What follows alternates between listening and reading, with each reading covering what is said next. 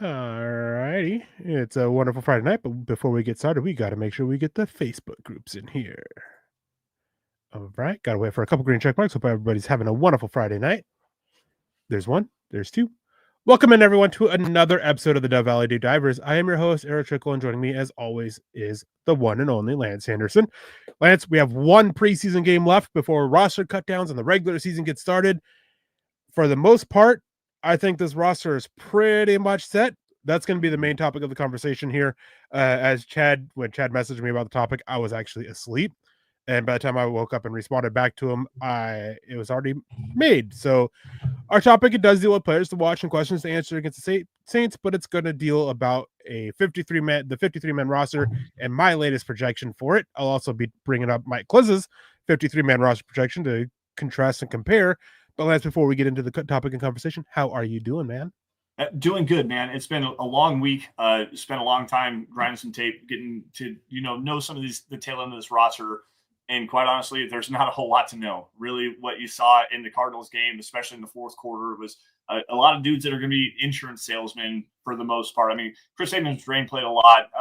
Jonah Ellis played a lot. But for the most part, watching the fourth quarter of the game against the Cardinals was damn near putting me asleep. But I'm doing good. I'm excited to be here. We got one more preseason game coming up tomorrow morning, 11 a.m. kick Mountain Time. So be sure you guys get yourselves ready to go and watch that game. It sounds like some starters are going to play 8 to 10 snaps, according to Sean Payton. So we'll see what that looks like as well. But I'm excited to be here, man. How are you?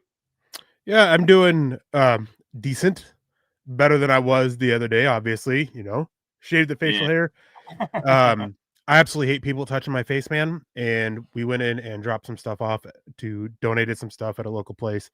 And one of the people there, who I've known basically since I was 4 years old, 29 years of my life, came up and touched my hair or touched my facial hair, grabbed it, and even grabbed a hold of my actual hair, which also got my hair cut. That really bothered me for multiple things on top of not liking it. So I made the decision yesterday to basically go full Britney Spears and shave everything. Didn't fully shave my head. There is still some hair, but yeah, it's safe to say it triggered something in me a little bit. It is what it is. You'll be fine. Well, I don't know about that. People should learn to respect other people's boundaries. But hey, I've been dealing with this lady for 29 years, and she doesn't understand boundaries. Anyways, not to rag on her, and all that. We're here to talk Broncos football, of course, and getting into it. Lance, I don't know about you. When I was making my 53-man roster projection, there were maybe like 3 or 4 spots where there was actually even kind of debate for me. The rest were pretty simple. Mm-hmm.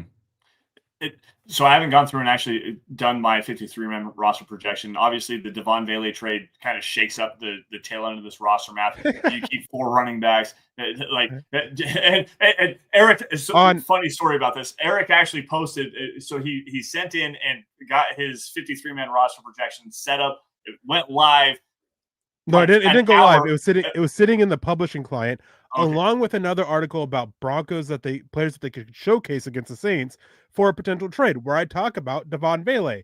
Both those were sitting in our publishing client, waiting for Chad to go in there and actually getting published them.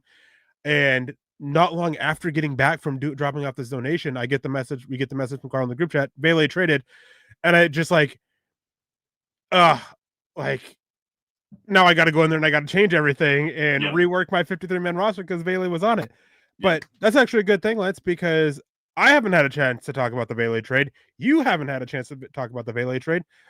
Let's get into it. I mean, I mentioned a couple of weeks ago in our private chat that the Broncos were really wanting to move one of these receivers right around the start of training camp. It was like day 1 or day 2 of training camp that they were really wanting to move one of these receivers. If they couldn't, obviously they were fine keeping him. But here we are. Vele gets traded for a lot more than I thought. I did not think they would be able to get a 4th and a 7th for it. I thought they would be lucky to get a 5th and a 7th without having to send a 7th or send another pick back. And yet they got that. And not only that, we have the Saints, you had the Jaguars, and you had a third team all with similar offers for Vele. Like, I am absolutely floored by what George Payton and Sean Payton got in return for Vele.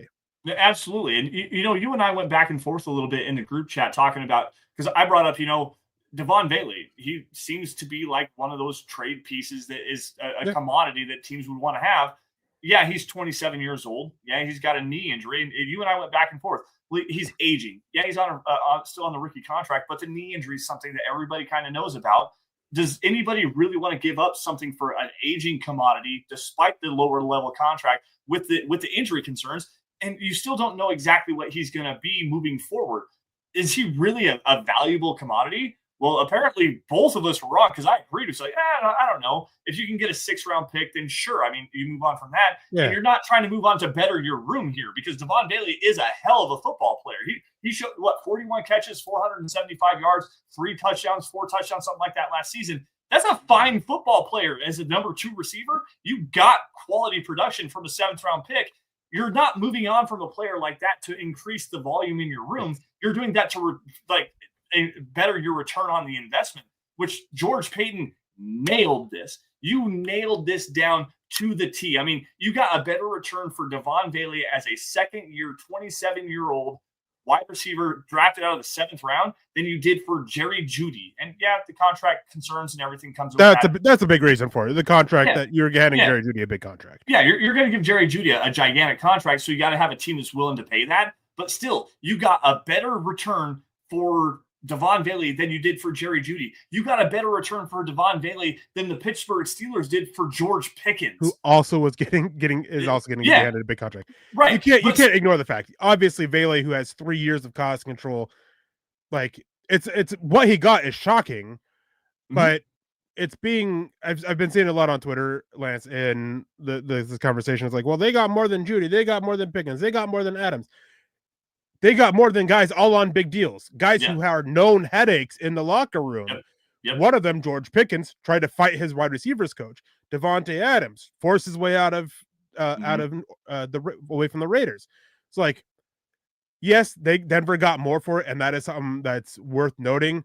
But you got to look at the reasons why for it. Well, it just take it all into a vacuum here. A first-year player that's still a kind of unproven commodity. You're going to get a 4th-round pick and a 7th-round pick. So you got the 7th-round pick you spent on him to begin with, back in return, and then that 4th-round pick, which with the New Orleans Saints, many people across all the NFL landscape are saying that this is going to be one of the worst teams in the NFL this season, if not the worst team in the NFL. That 4th-round pick, you're talking potentially a top 100 selection, depending on how the compensatory selections work.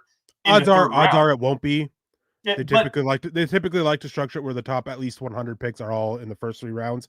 Yeah. But even then, it's going to be probably a top 110 pick. Exactly. At the very least. And look at where you're at right now with what the Broncos were even 2 years or last year, where they traded up to go and get Troy Franklin at number 102. If you get number 102 in return for Devaughn Vele, that's a huge win. Yeah. And that's a valuable asset you have if you're a team like the Broncos potentially picking into, let's call it 25 to 28, maybe 29 area. That's outside of the Super Bowl AFC Championship realm.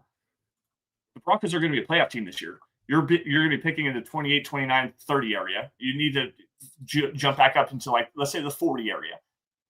You got now that top 100 pick or top 105 pick. That's a valuable asset to be able to move up into the 40s to go get a player that you like in the 2nd round that you know that's not going to be there. There's still plenty of meat on this conversation. We'll definitely get back to it, but first I want to say hello to some people in the chat.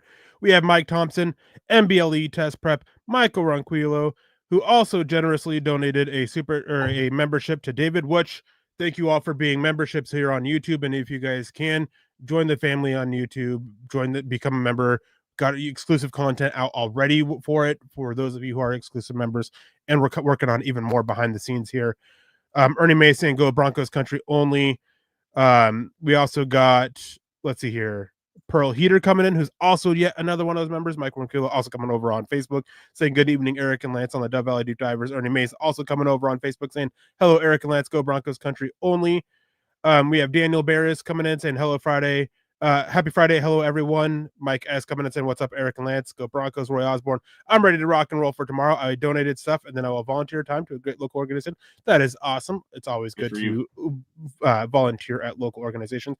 We do have a couple questions here. We have Drew Huddick with the $4.99 super chat asking, hey, guys, great show. How about we flip those Vele picks for Cole Kmet? Now, Lance, I'm going to take this. I'll answer it real quick. Simply put, Bears aren't trading Cole Kmet. They just gave him a rather big extension not that long ago, and they just restructured his contract. Trading him this year is a lot of dead money for them, and the dead money will come on next year since after June 1st. So they would be eating a lot of dead money next year, and that just doesn't seem like something they want to. Plus, with Ben Johnson in town, Ben Johnson, what is one of the things that he made he's really like to use? He loves those multiple, personnel packages. 12 personnel, 22 personnel, and Cole Kmet, he's a really good blocker for them. And with a Sam Laporta in town, or not Sam Laporta, Colson Loveland in town to fill that Sam Laporta role, you have Cole Kmet there to fill that inline blocking tight end and still be a effective receiver for them. And with the way Caleb Williams has looked, they got to keep all those weapons in town for him. And then you have Phil McLaughlin coming in saying, good evening, Eric Lance. Taking a guess, who else might be a surprise trade? I'm looking at the running back room and in Tyler Bidet. I think he's done enough to make this roster. I think that he's going to be a player that they're keeping 4 running backs. Period. Yeah, that's never been a discussion. And no. But I'm sorry to interrupt you. I just want to throw this out there. It's so funny to me that this conversation has been, will they or won't they keep 4 running backs when 4 running backs has been 95% of teams over the last 8 years. No, I don't. That's not the conversation anymore. Even if they keep a fullback or not, 4 running backs has been the standard. Yeah, I don't disagree with you, but I think that's Tyler Bidet. And the reason why is because you have a player that has a high end upside as a receiver. He's got great explosiveness, great vision. He works really well at the second level. He does a great job in pass protection. He may not be the best pass protecting back on your roster, but he's a guy that you can go out and put out there on third downs as a third running back. And the Broncos did invest a 5th round pick in Audric Estime.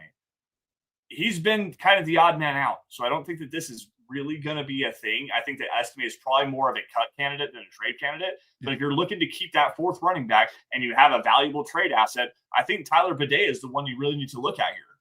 Tyler Bidet, he's that surprise one that I think could be traded. Especially with a lot of teams looking for running back help. And it would be Miami, a positive return. It'd be a positive return on investment for them. And my thing is, I think Denver can help sell a Bidet trade because they have Blake Watson. I think teams will wait if Blake Watson's cut, and Denver can be like, well, we're fine going either way. Like, give us a deal. And maybe it's a situation where, unlike Vele, where they really jumped at a big offer, maybe they were willing to take quite a bit less for Bidet to help keep Watson on the roster, who's looked really good in so far this preseason. The only issue with trading Bidet is he is the only other back that has been somewhat decent as a pass protector. Estimates the sample size. He's done well, but he's only had like 2 pass protect reps. So the sample size is so extremely small. And it was something that he was really bad at last year. Harvey hasn't had any, I think, as a pass protector so far this preseason. So I think Bidet, he is that surprise candidate. Another one I would throw out there in another aspect of surprises, I don't see teams being willing to trade for him. I think they'll be willing to wait for him to be cut with the expectation of him getting cut. Damari Mathis. Yeah. Yep. He would be a surprise cut or a surprise trade in that fact. Not of, Denver's going to keep him, but a team that is going to just wait and see if he cuts, and then another team jumps in and be like, well, we're picking lower we're lower on the waiver wire, which is based on draft order. So we want to make sure we go get this guy. We'll go trade for him. Then we'll throw you a 2028 7th round pick for it. Well, and so just quickly on Damari Mathis here, Mike Kliss actually came out and said the Broncos are actively trying to trade Damari Mathis, and if they don't have a trade partner, they're going to cut him anyways. They're going to cut him anyways. So get it in hand for him. Yeah. And then Drew Huddick coming in with $1.99 super chat saying, can tight end Darnell Washington, 6'7" catcher, block? He is a blocker, and he may not be considered a tight end for much longer. There have been reports coming out that he's being asked to bulk up and move to tackle. Really? I had not seen that yet. That's I was interesting looking seeing some of information. that today, and it's been going around for a while, but it like through the grapevine, it's been going around that they were looking at him to move to tackle. But today we're starting to see some actual reporters and stuff like that coming out and talking about it.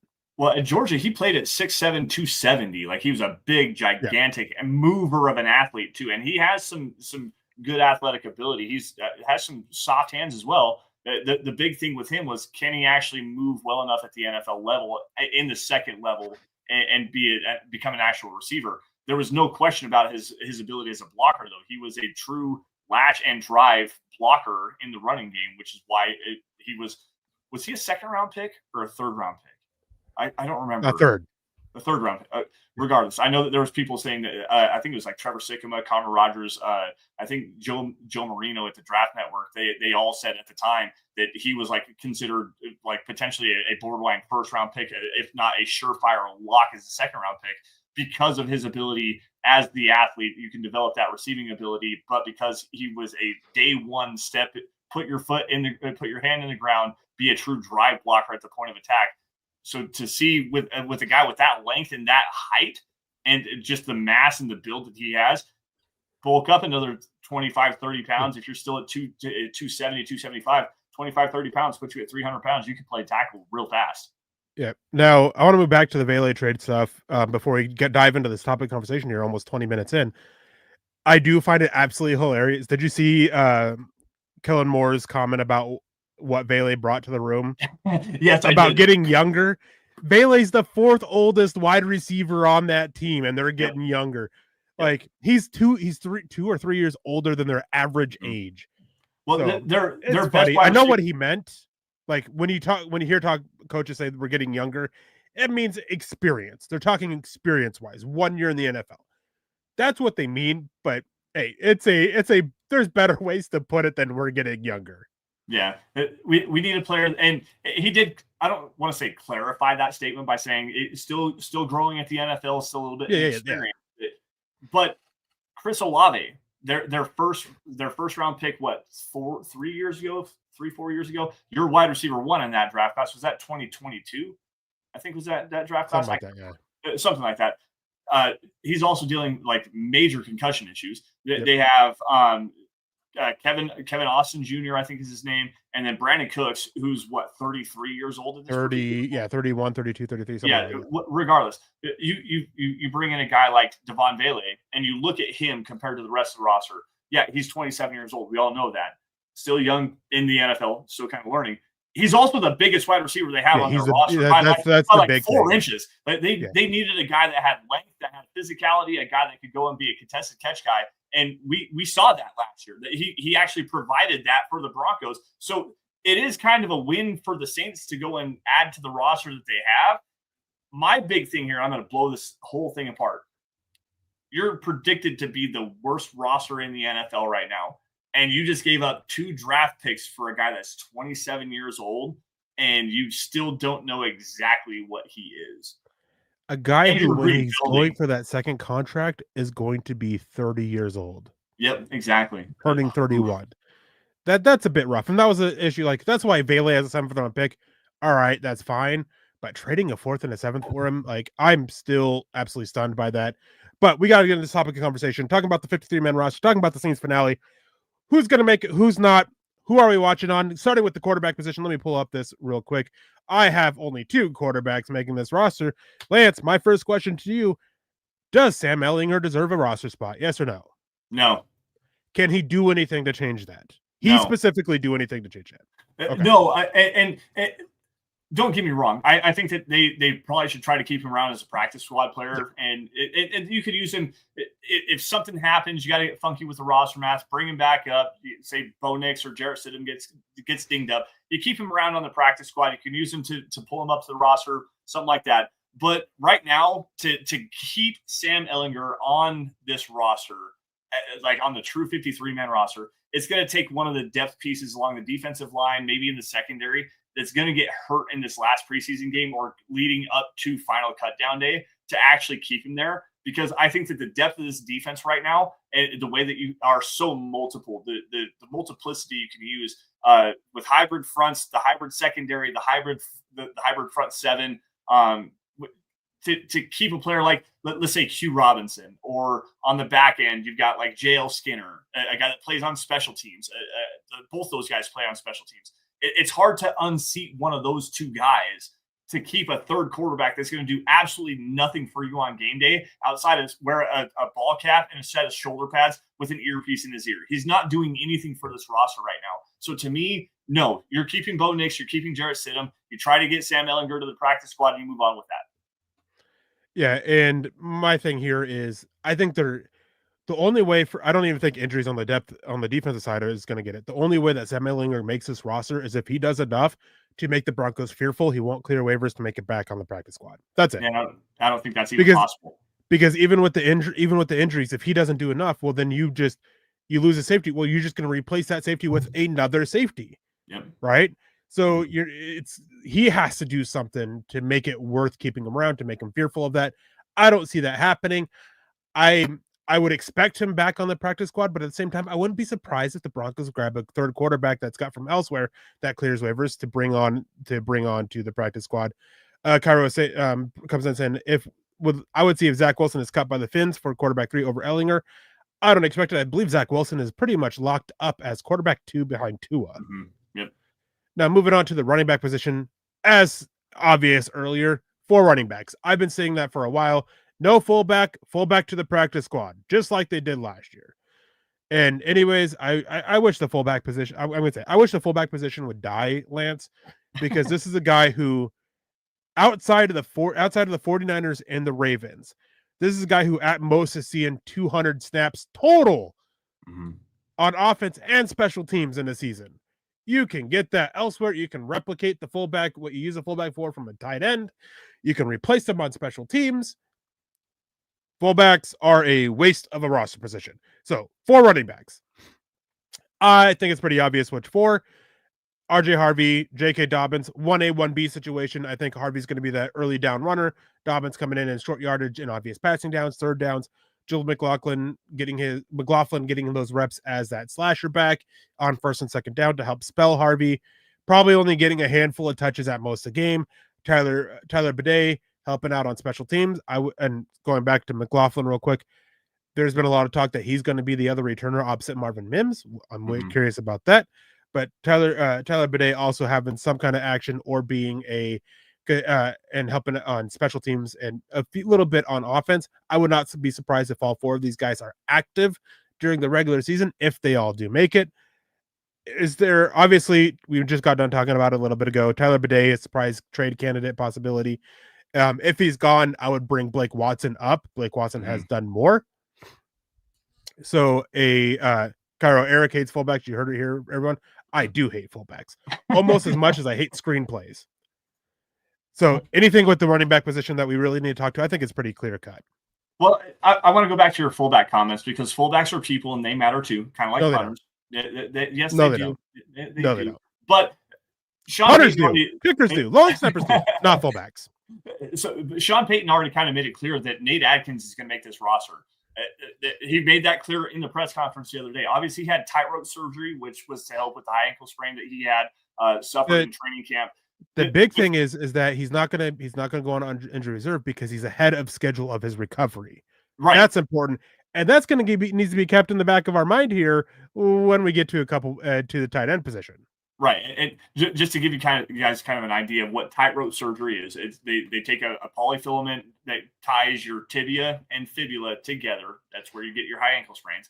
It's a quick, easy surgery. It takes about 4 weeks, 5 weeks to recover from. When Nate Adkins had that, I believe it was not quite 10 days ago. He should be cleared and ready for football activities by like week 2. He was he was given a 7 to 8 week period, missing the first 4 to 6 weeks of the regular season. Oh, really? Okay, it was a long-term thing.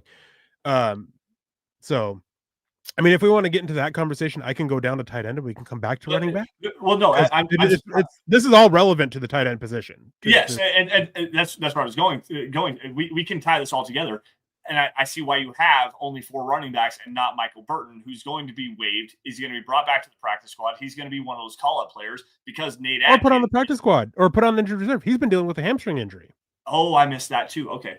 I need to get caught up, apparently. Regardless. Yep. That's why they brought in Adam Prentice. Okay. Regardless, to the running back room here. Do you think Audric Esme is even a practice squad candidate at this point? Yes. I think he is the backup practice squad candidate. Behind Blake Watson? Behind Blake Watson. As in, I think there's a good chance Blake Watson gets claimed on waivers. Mm-hmm. And I think that the Broncos would like to see him squeak through waivers and bring him back to the practice squad. But if not, I think there's a lot of confidence that Audric Esme will clear waivers and they can bring him back. I was actually going to go in the same direction as you, because quite honestly, if it's not for Blake Watson being on the practice squad, I think Audric Esme is looking for a job in the NFL level right now. He played well against the 49ers in the limited time he got, played well against the Cardinals, a couple spin moves, a couple flash plays in there. He just doesn't bring anything really outside of just a powerful runner, and he doesn't show it nearly often enough. You've got the 4 running backs quite easily here. And I think that Tyler Bidet, I remember watching him on a kickoff return against the Arizona Cardinals just the other day, where he had a solid kickoff return. You're talking about Jaleel being the opposite kick returner to Marvin Mims. Tyler Bidet brings that to you as well. And the vision and explosiveness that he brings in his lower half, like, why not throw him on kickoff return? Because you bring a player like that, he has that ability. And with the vision and, again, explosiveness, he can turn a small kickoff return into an explosive play very quickly. He's shown that ability not only in preseason, but also in a live game against the Tampa Bay Buccaneers last year. The 43-yard run that he had, great vision, great burst, great explosiveness, sideline to sideline versatility. Like, it's there with him. Tyler Bidet makes so much sense to make this roster of your 4th running back, and Blake Watson is better and more versatile than Audric Esme is. Yeah, that's the big thing is Estime, he brings more power to it. Which the Broncos are lacking. Dobbins is the only real power back that they have. And Esme has shown, I mean, again, 2 snaps as a pass protector this preseason, and he showed some growth compared to last year. Small sample size, but you want to see that growth anyways in the limited snap counts. Mm-hmm. No one else brings that. I mean, Tyler Bidet brings it a little bit, but Dobbins is your pass protector. McLaughlin, not a pass blocker. RJ Harvey, not a pass blocker. Blake Watson, not a pass blocker. And so Esme would have a very limited role if he were to make it. And that is just a short yardage situation. And you just get more out of Dobbins anyways. How often did Sean Payton use Bo Nix in short yardage roles in terms of like 3rd and 1, 4th and 1? We're just going to run. Well, that's just kind of becoming a trend in the NFL. Exactly. Like, so why are you? Thank you, Philly, for that. Yeah. Why are you keeping a power back to run goal line? It's for the 3rd and 2s, the 3rd and 3, the 3rd and 3s. Like, it's for those situations and goal line situations. Yeah. There's still a reason for it, but the issue is you don't bring a guy exclusively for that. Yeah, which is why Dobbins, who can do that and more, was brought in.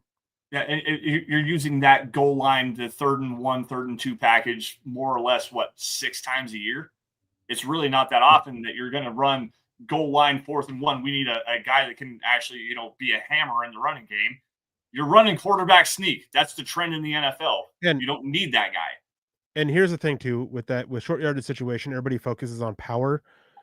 Hey, you can replace the fullback with a tight end and have it work out. Denver did that a lot last year with Nate Atkins, and it worked. And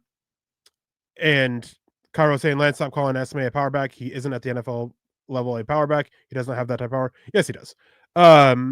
You can see that last year. He is a power back. That is what he is. But with that is, when you get to short yardage situation, people underestimate the small backs with vision, the faster backs, the bursty backs. They underestimate those because it's often about just moving the pile. Sometimes if you can make yourself small and you can explode through the hole,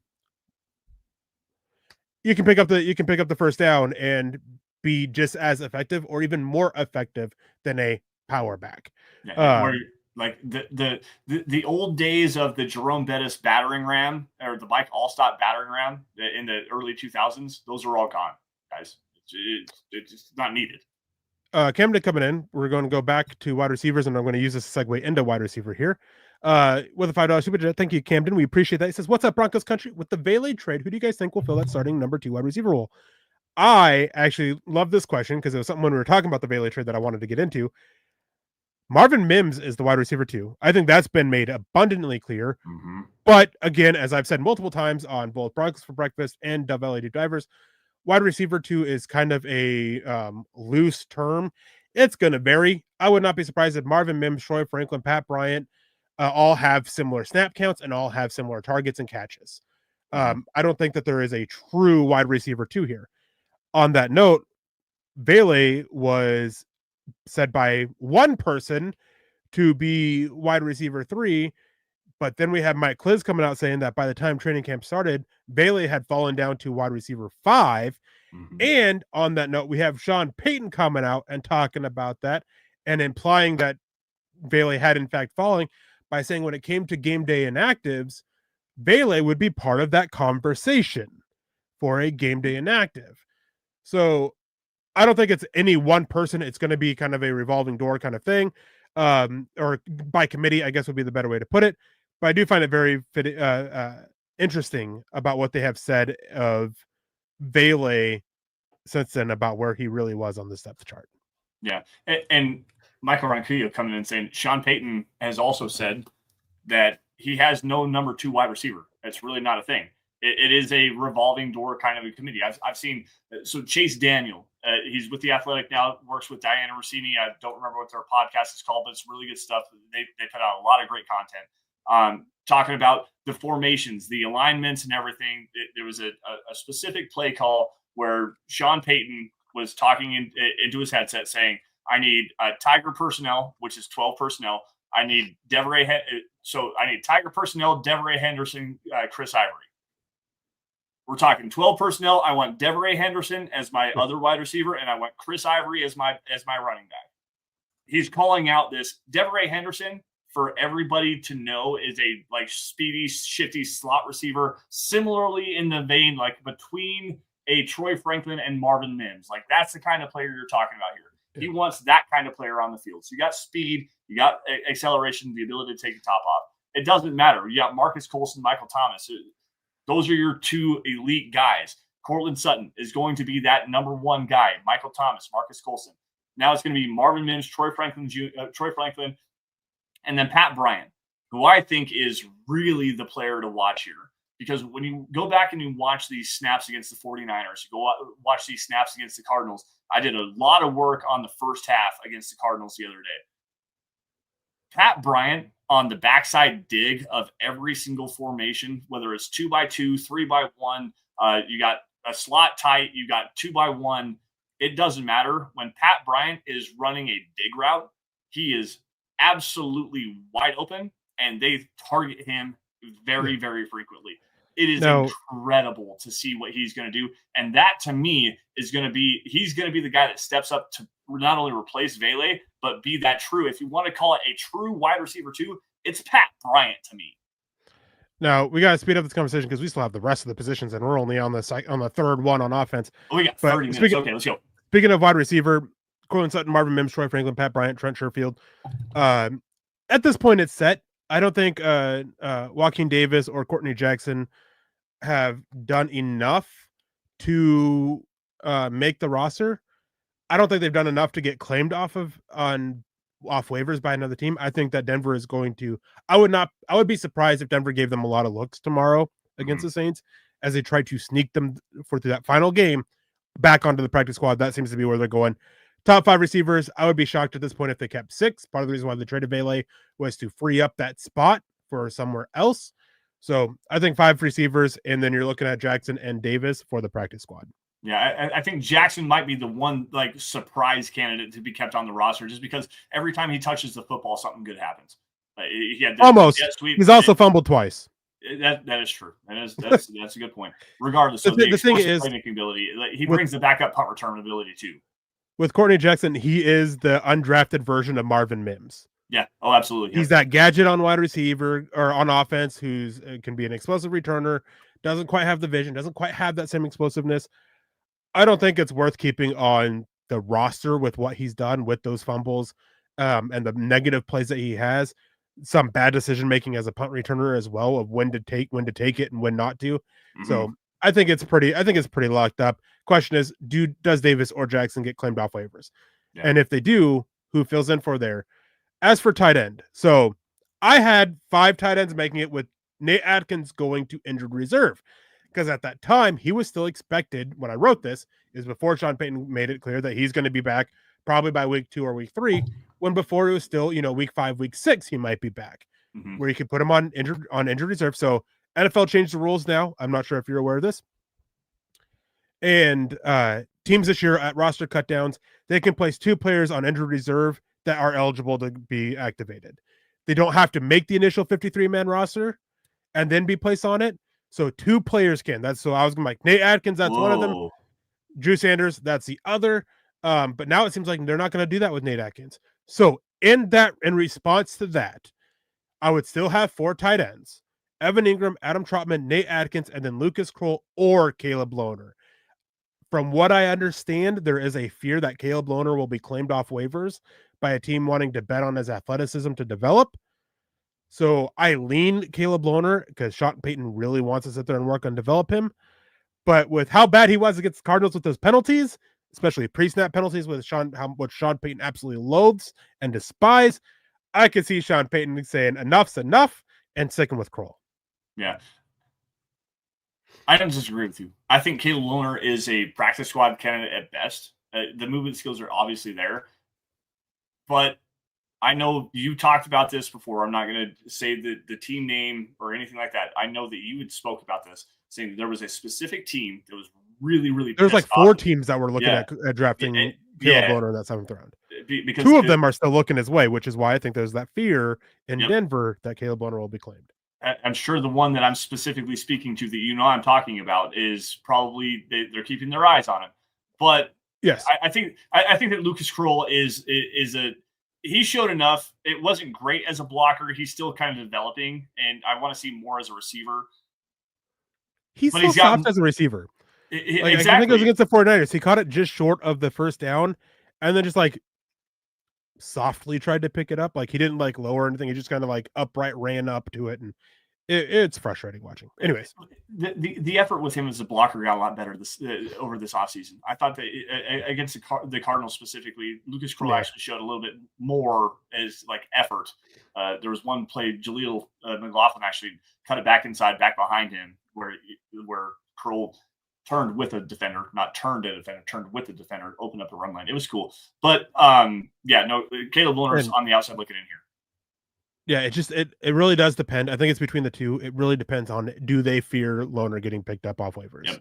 Yep. Like that's what it really comes down to. On top of that, this is a position I would not be surprised at all if the Broncos are making phone calls for trading for a player, which Cole Kmet was offered in earlier, just don't see it happening because of his contract. So hold on. Working waiver wires, seeing who gets cut from other teams and doing that. I want to touch on the Cole Kmet contract. He signed that contract 2 years ago. If they trade him, it's a dead cap hit of $4.8 million. So that might open up something. It's not quite as bad as I thought it was. I thought that he was still on the front end of that contract. The dead money. Yeah. The dead money this year is $1.6 million, but they would also carry $3.2 million into next year because it's after June 1st. So it's not a pre-June 1st trade. Okay, so I just pulled a spot right. It's the fact that they're splitting that contract over, and the fact that they just restructured his contract last year. Signed it in 2023, restructured it in 2020, like June 2024, July 2024, something like that. So yeah, I pulled that's the issue with that. I'm not sure with how tight ends look across the NFL. I'm not sure anybody's decent enough is going to be available for a trade, but hey, we'll see how it is, especially with roster cuts coming. Now, moving on to the offensive line, only 9. I went back and forth with 10 guys just because of, how Sean Payton has, and keeping 10 guys last year. Starters, all set. Bowles, Powers, Wattenberg, Miners, McGlinchey. No changes to that.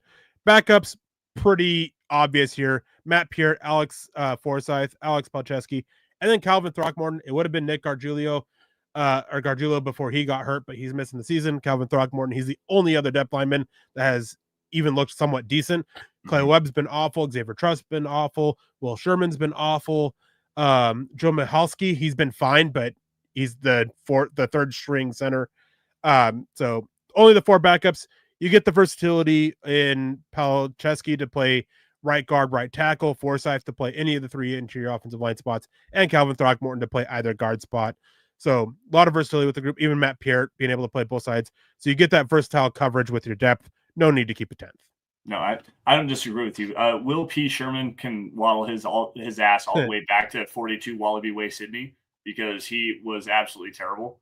I hope that I hope that everybody catches that reference. Finding Nemo, if you didn't. No, I agree with you. Throckmorton, I actually thought looked pretty decent in the first 2 preseason games. So for a backup swing tackle or swing guard, yeah, that works. I want to say Joe Michalski has a shot to make the practice squad as a backup interior offensive lineman. As a center, sure. Like against 3s and 4s, he works out pretty well. For another body to have on the practice squad, I thought he showed at least enough to be there. Even though Clay Webb, and I'm really curious to watch these 3 undrafted rookies, Michalski, Webb, and Truss. Webb and Truss have been awful. Webb has been probably the worst offensive lineman by a mile for the Broncos. And then Xavier Truss, he's had his moments, but Michalski's been really solid. I'm not sure you can keep all 3 of them on the practice squad, so I'm really curious to watch them against the Saints to see who separates themselves. And the only thing is, if they do keep 10, it's because Frank Crum steps up. He looks very, very slightly improved compared to last year. Not significant enough. I don't think that they should fear him being claimed off waivers, but they feared him getting claimed off waivers last year. That's why he made it. Sean Payton flat out said that. They didn't think he'd clear waivers. They wanted to keep him around, so they just made the roster spot for him. Game day inactive. If they keep 10, Frank Crum is that 10th, and I do think it's going to depend on how he does against the Saints tomorrow. He's been bad, man. That illegal offensive lineman down the field. 20 years in the end zone on a screenplay. 20 yards out. All right, let's go to defensive line. Go to defensive line. We got to speed this up. Defensive line, we got 6. All right. We know the 5, right? The question is, who is that 6th one?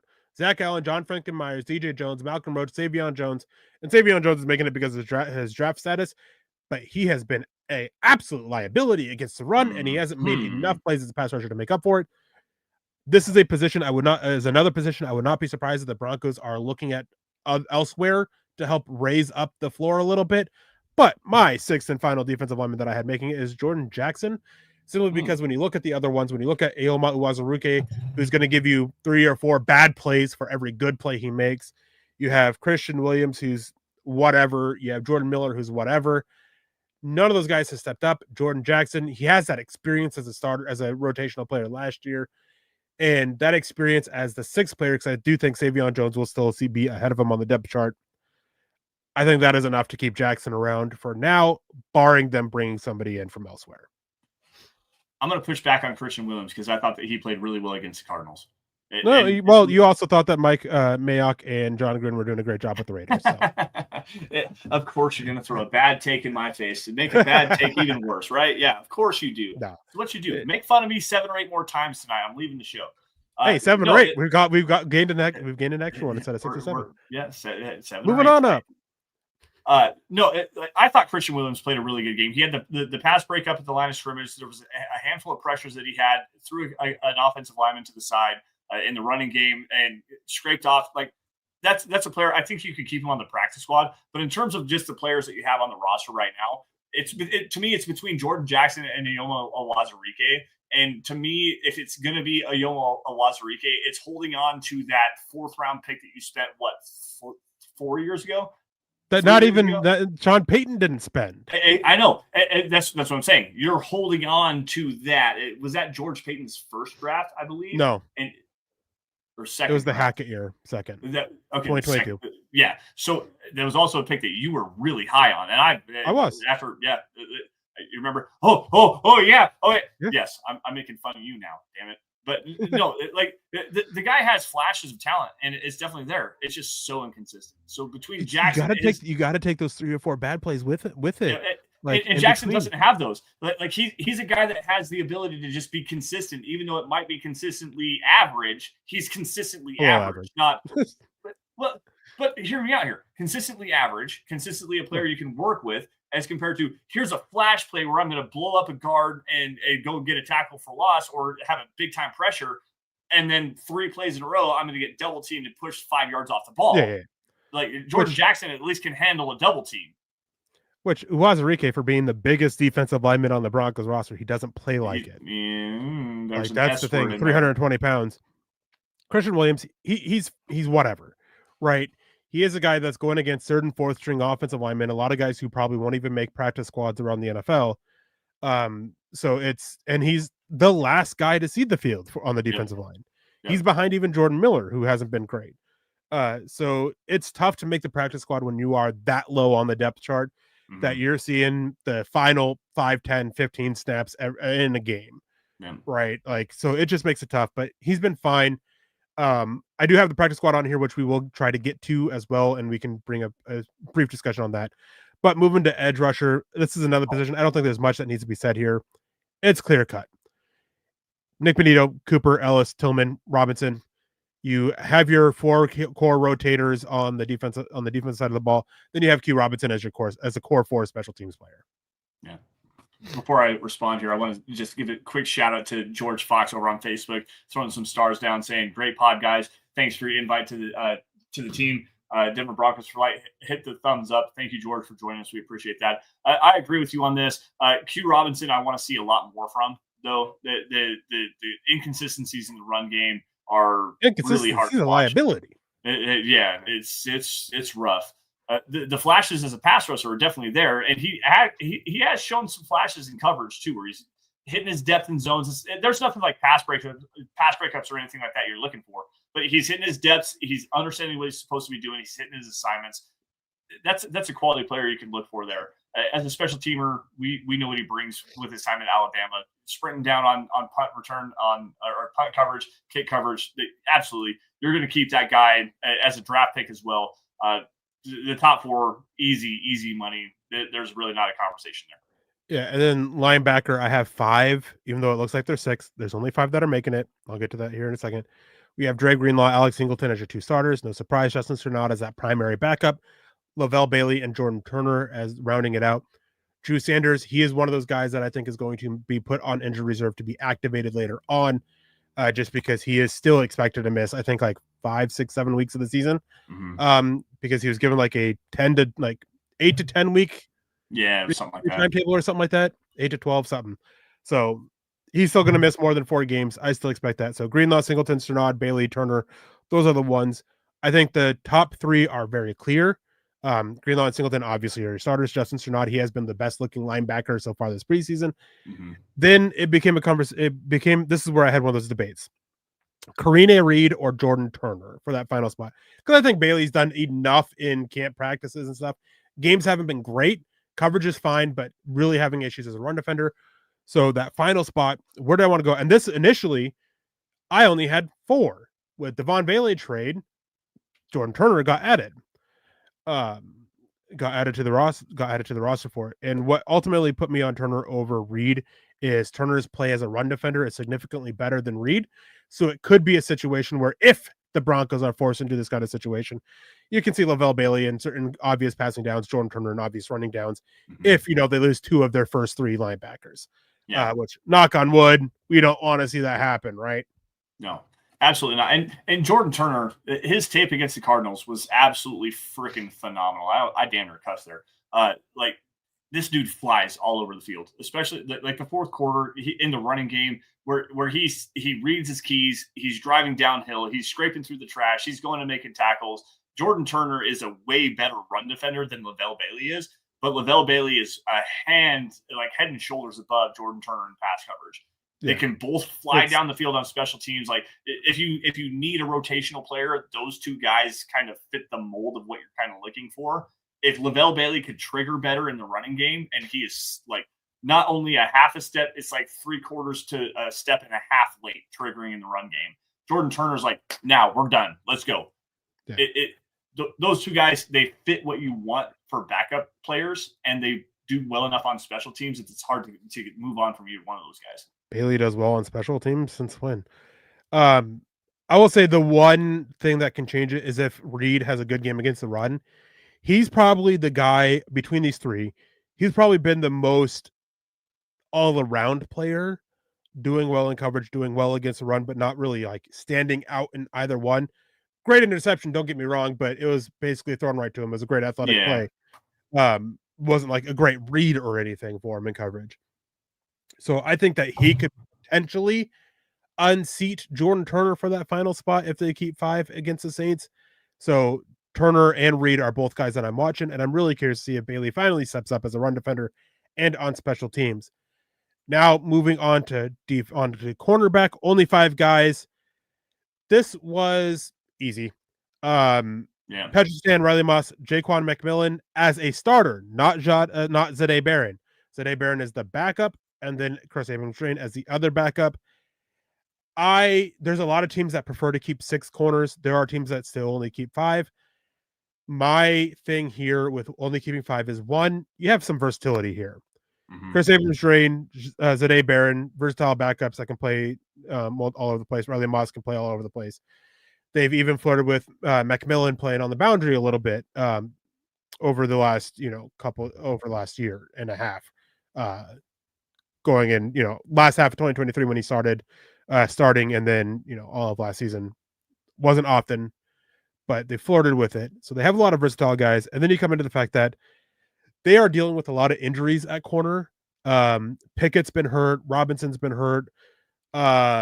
They brought in that one guy who got hurt right away, and then they brought in another guy, Micah Abraham. I can't remember. Gregory Jr. was the one who they brought in and got hurt the next day.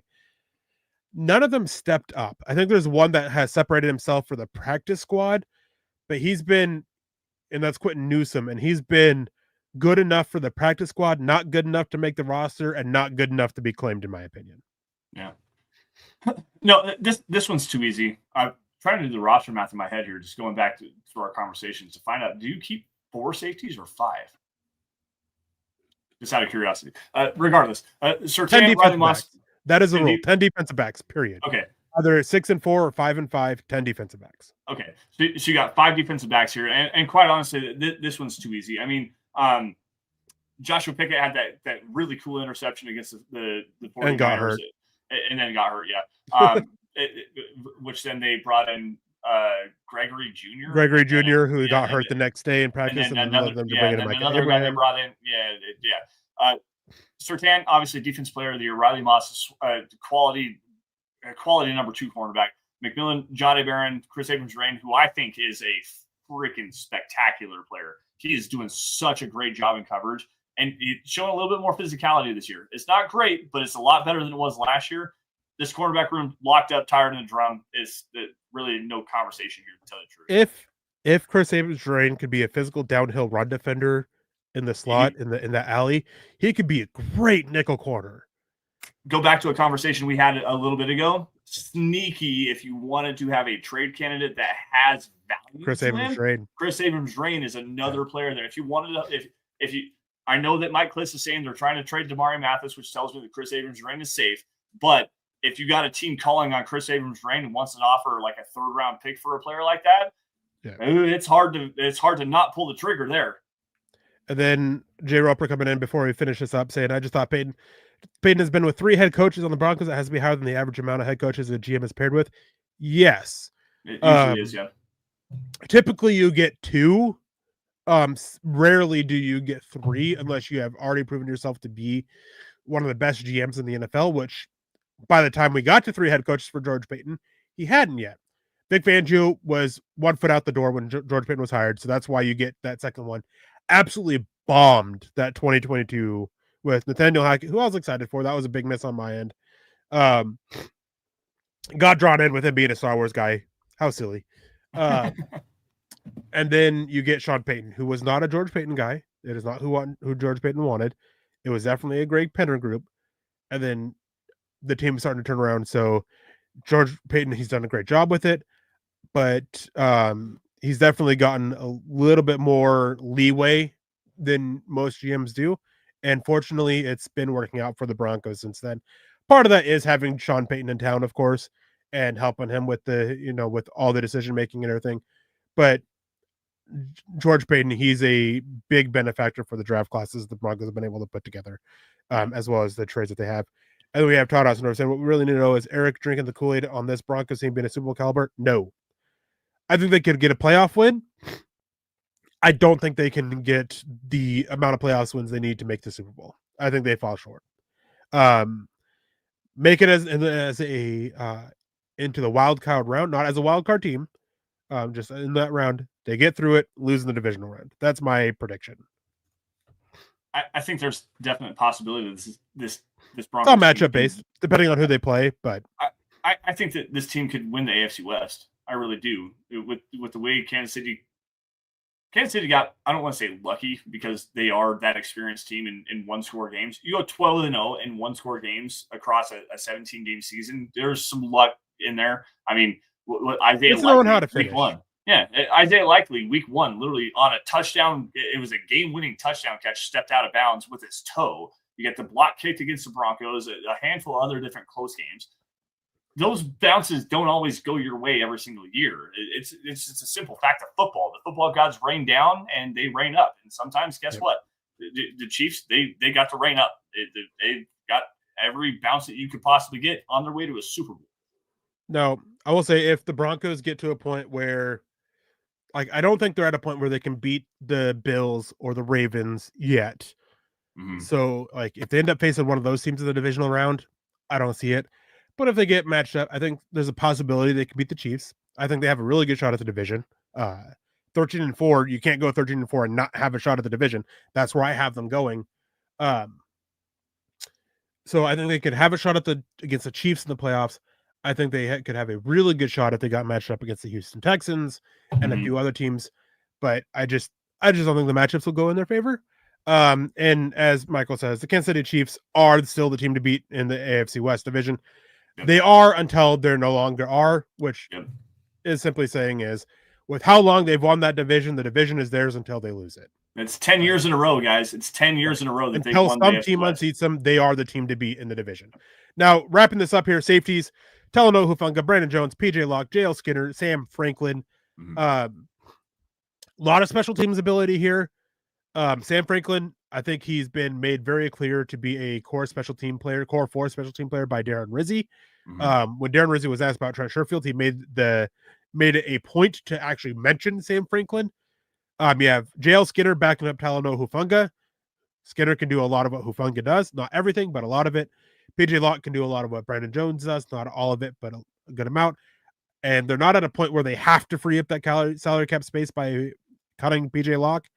So I don't think they do, especially with how good he did against the Cardinals when coming back from that back surgery that he had. Devin Key is a wild card in here. I think De'Aaron Turner-Yell and Keegan Smith have both played themselves off the roster and mostly out of practice squad consideration. But Devin Key is still a factor in this. I think it comes down to that final spot. This is another one of those where I was having that little bit of debate. Sam Franklin versus Devin Key. I think Sam Franklin absolutely clears. And then, of course, again, what Darren Rizzi had to say about it, I went with Sam Franklin. Yeah. Sam Franklin's the one player on this roster that I continue to forget about. Was he a former Minnesota Viking or is that Sherfield? I can't remember. Sherfield was the former Viking. Sherfield was the Viking. Sam Franklin was the Panther that came in, yes. the safety from the Panthers. And like you said, this is a special teams ace, a guy that you want to have on your special teams unit. Like Darren Rizzi says, your special teams kind of player. He's the one that I continue to forget about because you don't see him on defense. He's never out there on the defensive side of the football unless it's like the tail end of the fourth quarter. Like it's literally his job on this roster is to be a special teams player. That's literally what he's here for. I agree with you. I think five safeties is probably the way to go. If you can get Franklin through waivers and move. Here we go. Practice squad. Let's talk about this. Well, first, I got to clear this up because there's a lot of people that I keep saying this. Jeremy Crawshaw on the 53-man roster does not carry the international player exemption. That is for the practice squad and off-season rosters only. So if he makes the 53-man roster, the Broncos lose that exception. exemption, which means that he would count against a 53-man roster. Would make it to where they could then have 54 players on it. It's not how it works. That said, Will Lutz, Croshaw, for Boney, they're the only specialists that they have on the roster. It's pretty clear. Practice squad. All right. Going through this, I'll go through it one by one. And some things change in editing. This is not how I had my practice squad looking. Sam Ellinger, I had it. Then I had Blake Watson or Audric Estime because I'm not sure if Blake Watson clears waivers. I had Courtney Jackson. I had Joaquin Davis. I had Michael Burton or Adam Prentice, depending on Michael Burton's hamstring stuff. Caden Prescorn, I have him because he's kind of can be that tight end fullback hybrid while you wait for Adkins to get back. Frank Crum, I had him. Not sure he can still do enough to make the roster. Then I had two of the three: Xavier Truss, Clay Webb, and Joe Michalski. Two of those three onto the practice squad. I don't see a spot for all three of them. Eoma Uwazurike, Andrew Farmer, or Garrett Nelson. I kind of lean Garrett Nelson here over it because Garrett Nelson has looked far better and being seen in the field earlier than Farmer throughout the preseason. Karina Reed, I think he has a chance to compete for the roster. Quentin Newsome, not quite there on the roster. Devin Key, he's there as him or Sam Franklin kind of situation for making the roster. Then I had Keidron Smith there as it was either or Devin Key or Keidron Smith there at the end of it with it mentioning Sam Franklin and the possibility of Devin Key unseating him. And I initially kept two spots open for it because the Broncos have almost always brought in one player from another team to the practice squad. And I always leave. I never do all 16 when I do these. I always leave two. I typically leave two spots open, and one for the unknown of a situation of, hey, now as it said is here, maybe Audric Estime makes it, and Blake Watson, maybe Joe Michalski along with the other two. Those can do it. So I typically aim for 15.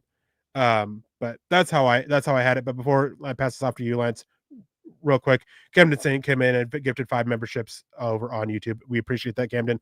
And if you guys are one of those gifted and you're listening to this live, got gifted a membership from Camden, make sure you guys say thank you.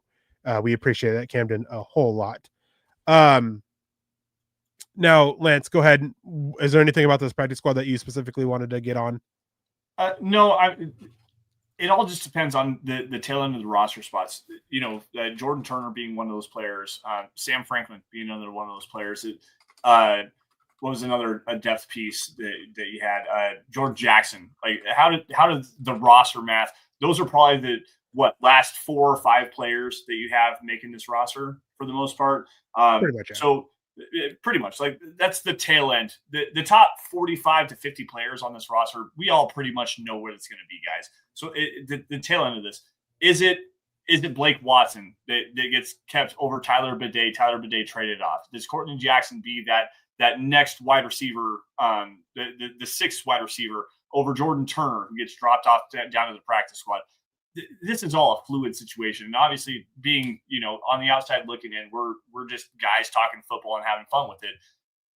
That's really where I'm at here. Michael Burton, obviously, that fullback getting dropped down. Frank Crum, I don't even know if I want to keep him around the practice squad at this particular point. Like, seriously, he's god awful. Bronco Kid came in saying, thanks for the membership. And we have David McElrath with a $2 super chat saying, Papa Bear saying, good evening, Broncos country, 13-4. I am with you on that, Papa Bear. Steve Baumgartner, been a long time since I've seen in here, Steven, saying, do you guys think Prescorn makes the 53? No, I think he makes the practice squad, though. On that, before I do the wrap up here, a couple things that Mike Kliz reading through some differences he had. He does have Michael Burton going on injured reserve. We're the same on running back, same on quarterback, same on receivers. Tight ends, he has Caleb Lohner and Caden Prescorn making the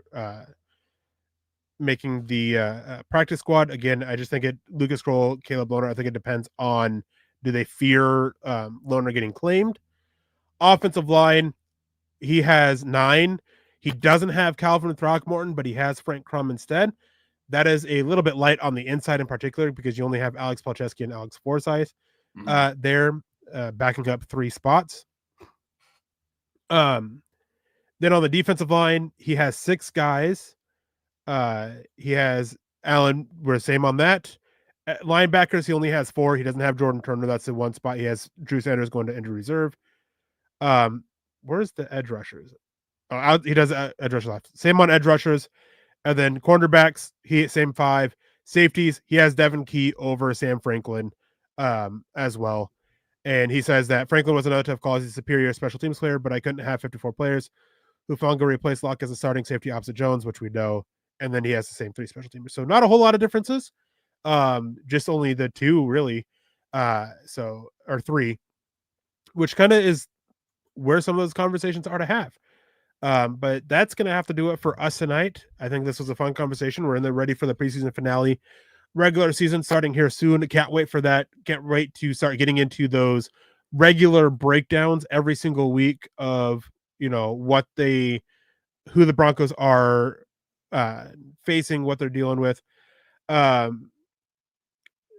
Steven saying, do you think he makes a pass away for? Yeah, I don't think he's any threat to be claimed whatsoever. But anyways, guys, thank you guys for coming in. Pearl is saying good night, all. Good night to you, and great show. Thank you. We appreciate that. Hope you have a wonderful night as well. And welcome to the team, Bronco Kid. Yes. And thank you for saying thank you for the gifted membership. We appreciate that. It's nice to show the appreciations there as we appreciate you all as well. But before we get out of here, you guys can do a few things to help us out. Like, as it says on the bottom of the screen, subscribe, like, and share. Those things help us with the algorithms, whether it be on YouTube or Facebook or anywhere else, even Spotify and Apple Podcasts, because algorithms are ever changing and ever being a frustrating aspect of doing content creation. Man, let me tell you that. Spotify, Apple Podcast listeners, after the fact, or even if you're listening live, you can go over to it and leave a 5-star review for a chance to win some gear, not swag. I hate saying swag every single month. You can follow us on Instagram at MileHighHuddle with an underscore between mile and high and huddle. You can go to mhhmerch.com to get your gear on, not swag. Again, I hate saying swag. You can get hats like the ones we have on, shirts, mugs, all sorts of stuff. I got to get around to getting me a Broncos for breakfast hat so that I can wear that on Monday and Wednesday mornings instead of this one. Feels weird. I'm one of those types of people. Anyways, you guys can also follow us on Facebook at facebook.com/MileHighHuddle, facebook.com/MileHighHuddlePod, where you can get access to our wonderful Facebook community that we've built up over the 10 years we've been doing this, and get access to all of our written content as well, readily available, ready to click and all that. You can follow us on Twitter at DVDD_pod, at Mile High Huddle, at MHH Pod, Twitter or X, whatever it is. You can also follow Lance and I respectively on there at Erick Trickel for myself, at Lance S_MHH for Lance Sanderson. And of course, if you are listening on YouTube, make sure you become a member on YouTube. Helps us keep the lights on. You guys get access to a lot of good content right now, and we're working on even better content coming down the road. Well, not necessarily better, but more content and more good content coming on down the road. Don't want to take unnecessary shots at Zach and Chad. I legitimately thought you were going to take a shot at me.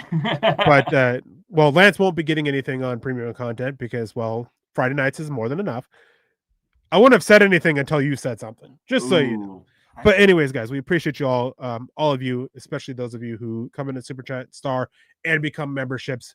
We cannot express how much we appreciate you guys so much with enabling us to do what we do, helping enable me to do this full time. Still, I can't believe it's been 40 years of me doing this full time already. But we appreciate you guys. With that, before we get out of here, any final words, Mr. Sanderson? No, just excited for the game tomorrow. Just a quick programming note. I want to get into something that's going to be upcoming here in the next handful of weeks. Obviously, it is football season.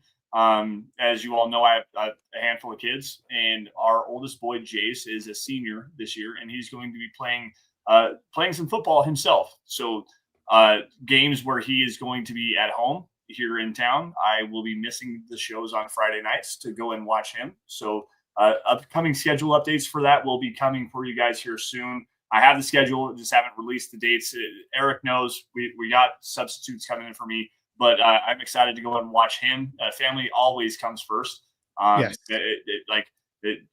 I love covering the Broncos. Love having these Friday nights with you guys to get away from real life, but real life sometimes does have to take effect here. So just want to let you guys know, I think it's 6 weeks over the next 11. I'm probably not going to not enough, but it's going to be more than enough. I promise you, more than enough. But thank you all. Seriously, we could not do what we do best, which is cover your Denver Broncos, without you guys being here, helping us, keep the lights on, supporting us, being in the chats. I mean, I see Peter Middleton saying, "We'll miss you, Lance," but that's awesome. So thank you, Peterson, for joining us all over the world. I mean, Broncos country is not a geographical location; it is a state of being. So, just thank you all for everything you guys do. Love and appreciate you all. You all stay safe and take care. Have a great rest of your weekend. And as always, go Broncos. We have Michael Rokilo coming in saying Michael Rokilo sent Facebook stars to close out the show. Thank you, Michael. We appreciate that. Thank you, Mike. Unfortunately, my scroller has stopped working and I cannot scroll up now. Oh. This one. There we go. Finally, it worked. So it's a great show tonight, Eric and Lance on the Devaughn Vele. Thank you, Michael. We appreciate you. And we appreciate you becoming a member over on YouTube, which if you guys haven't, make sure you guys do so.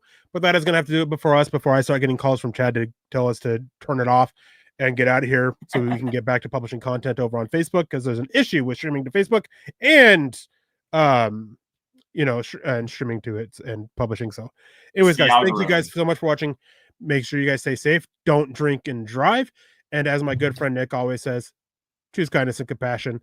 And of course, as always, go Broncos.